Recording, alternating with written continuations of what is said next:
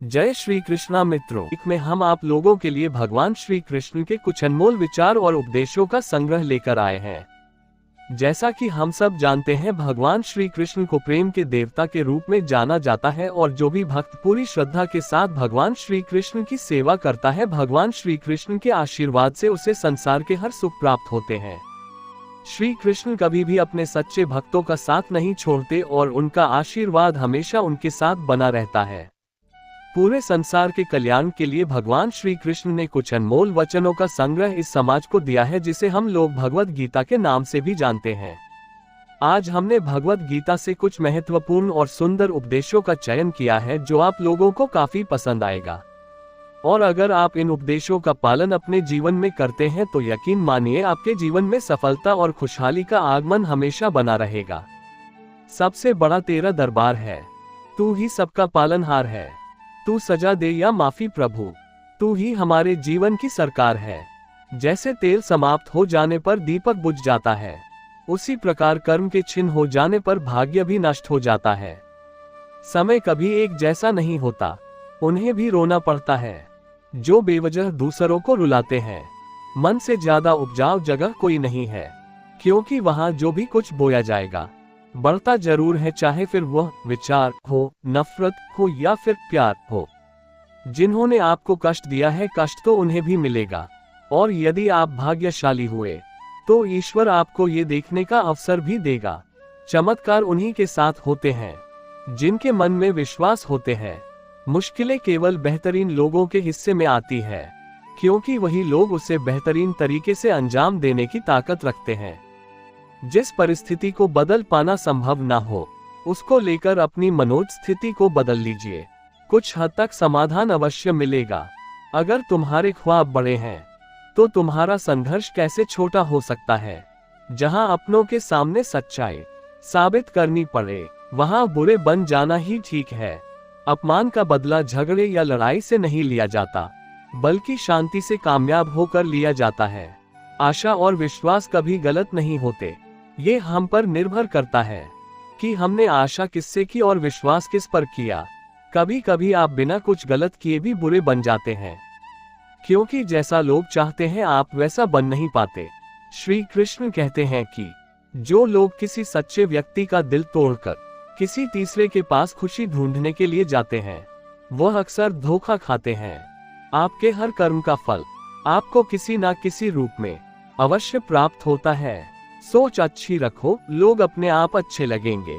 नियत अच्छी रखो तो काम अपने आप ठीक होने लगेंगे।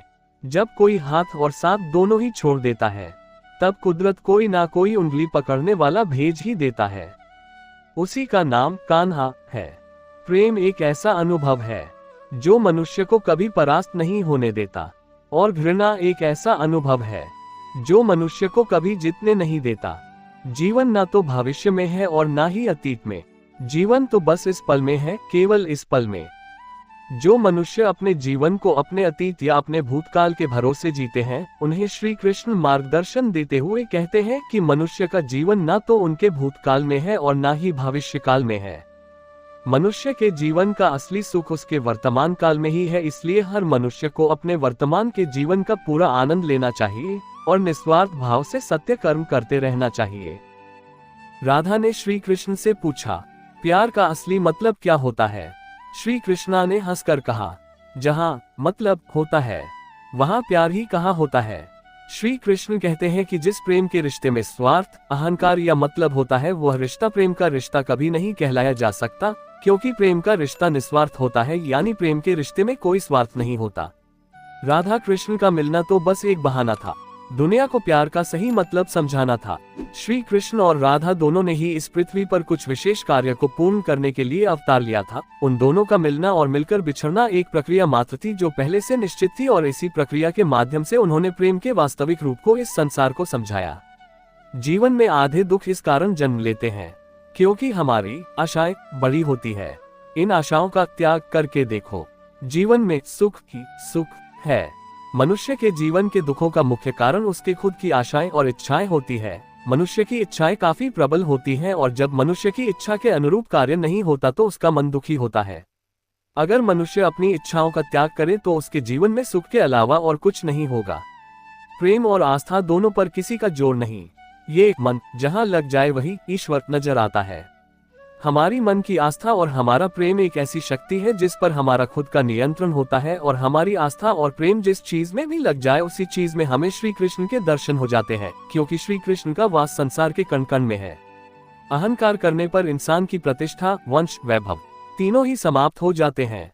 जिस मनुष्य के मन में अहंकार का वास होता है उस मनुष्य के जीवन से उसकी प्रतिष्ठा, उसका वंश और उसका वैभव तीनों समाप्त होते चले जाते हैं। अहंकार मत कर किसी को कुछ भी देकर, क्या पता तू दे रहा है या पिछले जन्म का कर्जा चुका रहा है। जीवन में कभी भी दान देते समय मनुष्य को अहंकार नहीं करना चाहिए, क्योंकि हो सकता है जिसे वो दान दे रहा है उसे दान देकर वो अपने पिछले जन्म का कर्ज चुका रहा है। बुरे कर्म करने नहीं पड़ते हो जाते हैं और अच्छे कर्म होते नहीं करने पड़ते हैं। मनुष्य को बुरे कर्म करने की आवश्यकता नहीं होती, बुरे कर्म खुद ही हो जाते हैं, पर अच्छे कर्म खुद से नहीं होते। मनुष्य को अच्छे कर्म स्वयं अपनी इच्छा से करने पड़ते हैं, तभी उसका जीवन सफल हो पाता है। जब आप प्रभु के साथ जुड़ जाओगे तो आपकी परीक्षा आरंभ हो जाएगी। कुछ लोग इसे दुख समझते हैं तो कुछ लोग प्रभु की कृपा। सदियों से ईश्वर अपने भक्तों की परीक्षा लेता आया है और इस परीक्षा के दौरान ईश्वर अपने भक्तों को अनेक प्रकार के कष्टों से सामना करवाता है। सामान्य मनुष्य इन कष्ट और दुखों को भगवान की पीड़ा समझकर भगवान से मुंह मोड़ लेता है, तो दूसरी तरफ सच्चे भक्त प्रभु का आशीर्वाद समझकर इन कष्टों का सामना करते हैं। जीवन में समय चाहे जैसा भी हो, परिवार के साथ रहो। सुख हो तो बढ़ जाता है और दुख हो तो बढ़ जाता है। मनुष्य के जीवन की परिस्थिति चाहे जैसी भी हो, उसे हर परिस्थिति में अपने परिवार के साथ रहना चाहिए। अगर उसके जीवन में सुख हो तो परिवार के साथ सुख और भी बढ़ जाएगा, और उसके जीवन में अगर दुख हो तो उसके परिवार के सहारे से वो दुख कम हो जाएगा। स्वार्थ से रिश्ते बनाने की कितनी भी कोशिश करें वो कभी नहीं बनते हैं, और प्रेम से बने रिश्तों को कितना भी तोड़ने की कोशिश करें वो कभी नहीं टूटते। श्री कृष्ण कहते हैं कि जिस रिश्ते की शुरुआत स्वार्थ से हो वह रिश्ता कभी सफल नहीं हो पाता, और जिस रिश्ते की शुरुआत प्रेम से हो उस रिश्ते को दुनिया की कोई भी ताकत नहीं तोड़ सकती। फल की अभिलाषा छोड़कर कर्म करने वाला पुरुष ही अपने जीवन को सफल बनाता है।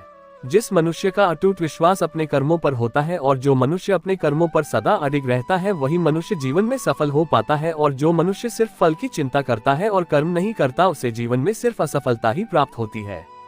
वह दिन मत दिखाना कान्हा कि हमें खुद पर गुरूर हो जाए, रखना अपने दिल में इस तरह कि जीवन सफल हो जाए। हे कृष्ण, हमें वह दिन कभी मत दिखाना जिस दिन हमें खुद पर घमंड हो जाए। आप हमेशा हमें अपने मन में शरण देना ताकि हमारा जीवन सफल हो जाए। इंसान का मुश्किल वक्त उसके लिए एक दर्पण की तरह होता है जो हमारी क्षमताओं का दर्शन हमें करवाता है। ईश्वर ने हमारे भाग्य में जो लिखा है उसे हमसे कोई नहीं छीन सकता, लेकिन अगर हमें अपने ईश्वर पर सच्चा भरोसा है तो हमें वो भी मिल सकता है जो हमारे भाग्य में नहीं लिखा होता। मनुष्य को अपने जीवन में किए गए कर्मों के परिणाम से होने वाले फलों की प्राप्ति की चिंता को लेकर ग्रसित नहीं होना चाहिए। उसे तो बस सच्चे मन से सत्य कर्म करते रहना चाहिए। समय रहने पर ईश्वर उसे उसके कर्मों का फल जरूर देंगे। मैं आशा करता हूँ कि भगवत गीता के ये उपदेश आप लोगों को काफी पसंद आए होंगे और इस लेख से आप लोगों को काफी प्रेरणा भी मिली होगी। हमारे हिंदू धर्म में पूजे जाने वाले सबसे अहम देवताओं में से एक है भगवान श्री कृष्ण। उन्होंने अपने पूरे जीवन काल में ऐसे कई अनमोल उपदेश दिए हैं जो मानव जीवन के लिए काफी कल्याणकारी है। मेरा आप सब से निवेदन है कि आज के हमारे इस वीडियो को देखने के बाद इन उपदेशों का पालन अपने जीवन में भी नियमित रूप से करें और भगवान श्री कृष्ण की सच्ची श्रद्धा भाव से सेवा करें। राधे राधे। अगर व्यक्ति शिक्षा से पहले संस्कार, व्यापार से पहले व्यवहार और भगवान से पहले माता पिता को पहचान ले तो जिंदगी में कभी कोई कठिनाई नहीं आएगी। अगर मनुष्य शिक्षा प्राप्त करने से पहले अच्छे संस्कार प्राप्त करे, व्यापार करने से पहले अच्छा व्यवहार सीखे और ईश्वर को पहचानने से पहले अपने माता पिता को पहचान ले तो उस मनुष्य के जीवन में कभी भी कोई कठिनाइयां नहीं आती है। वह व्यक्ति जो सभी इच्छाएं त्याग देता है, मैं और मेरा की लालसा तथा भावना से मुक्त हो जाता है, उसे शांति प्राप्त होती है।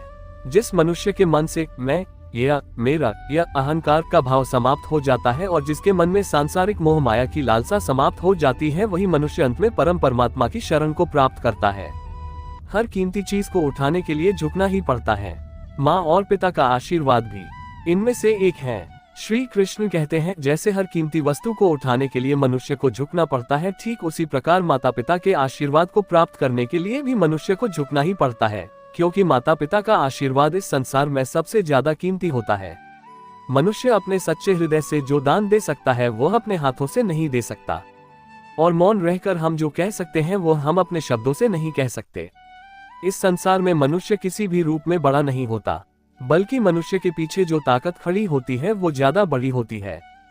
जिंदगी में सदैव अवसरों का आनंद लेना चाहिए, लेकिन किसी के भरोसे को तोड़कर नहीं। इस संसार में भरोसा और विश्वास ही ऐसी चीज है जिन्हें प्राप्त करने में मनुष्य को वर्षों का समय लगता है, और फिर भी कई मनुष्य को ये प्राप्त नहीं हो पाता। इसलिए श्री कृष्ण कहते हैं कि जीवन में किसी का भी भरोसा तोड़कर किसी अवसर को प्राप्त करके उसका सुख नहीं भोगना चाहिए।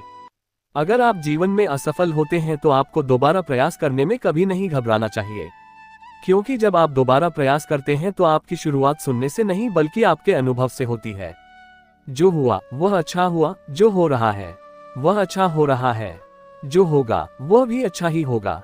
तुम भूत का पश्चाताप न करो, भविष्य की चिंता न करो, वर्तमान में जियो। हमारे साथ जो भी हुआ अच्छा हुआ, हमारे साथ जो हो रहा है वह अच्छा हो रहा है, और हमारे साथ जो भी होगा वह अच्छा ही होगा। यही सोचकर हमें अपना जीवन व्यतीत करना चाहिए। अगर हम अपने भूतकाल और भविष्यकाल की चिंता में अपने जीवन व्यतीत करेंगे तो हम अपना वर्तमान भी नष्ट कर देंगे। श्री कृष्ण कभी भी हमारा हाल नहीं पूछते, पर वो हमारी सब खबर रखते हैं। श्री कृष्ण अपने सच्चे भक्तों पे हर घड़ी नजर रखते हैं। दुष्ट लोग अगर समझाने मात्र से समझ जाते तो यकीन मानो महाभारत कभी ना होता। अगर दुष्ट और बुरे व्यक्तियों को समझाने मात्र से कार्य सिद्ध हो जाते तो यकीन मानिए महाभारत कभी नहीं होता। अगर कोई मनुष्य हमारे साथ बुरा कर रहा है तो उसे करने दो, यह उसका कर्म है और समय उसके कर्म का फल उसे जरूर देगा। लेकिन हमें कभी भी किसी के साथ बुरा नहीं करना चाहिए, क्योंकि यही हमारा धर्म है। जो दूसरों की तकलीफों को समझते हैं, जिनमें दया है, दिल से अच्छे हैं, उन्हें दोबारा जन्म लेना नहीं पड़ता। जो इंसान दूसरे इंसान के तकलीफ, मजबूरियां और दुखों को समझता है और जो इंसान मन का सच्चा होता है, उस इंसान को दोबारा जन्म नहीं लेना पड़ता और वो मोक्ष को प्राप्त होता है। इस पूरे ब्रह्मांड में ऐसी कोई ताकत नहीं जो इंसान की इच्छाओं की पूर्ति कर सके, क्योंकि इंसान की इच्छाएं एक समुद्र के समान होती है जिसे कभी भी भरा नहीं जा सकता।